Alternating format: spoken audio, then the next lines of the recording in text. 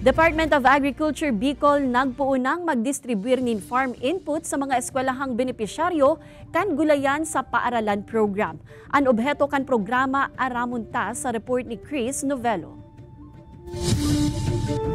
Nagugusi na nin manlain-lain na gulay siring kan okra talong asin ni papaan para tukdo na si Marifel kay bananan sa iyang mga estudyante sa saindang hardin sa Pawili Elementary School sa Pili, Camarines Sur. Gagamiton kay ini sa feeding program kan eskwelahan.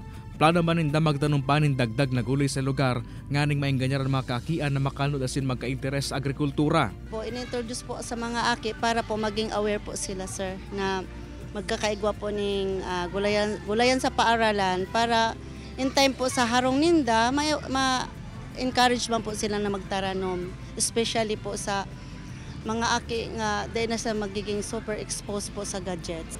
Nakakatabang po ito sa buhay. Nakapalusog po ito. Inimat ang pigtutulod kan DA Bicol na mas pang maipabisto sa mga kaakian ang agrikultura sa pagikan gulayan sa paaralan.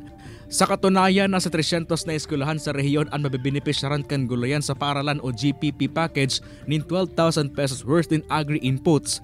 Apwera sa marisasalud kan mga akian sa indang tinanom na gulay, dalan man ini nga ning magkaigwaan mga kaakian ning hands-on na pagtanom na pwede magtulod sa mga ini na magkuan ning kursong may connections sa agrikultura pag abot ning kolehiyo. Di ba sa murang edad ng bata, dyan natin binubuo yung foundation na education.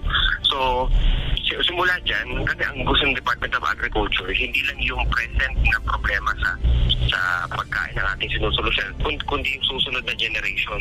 Gusto natin silang i-inspire kung gaano kaganda ang pagtatanim. Kaibanan sa Jebel Obiso, Chris Novelo, Balitang Bicolandia.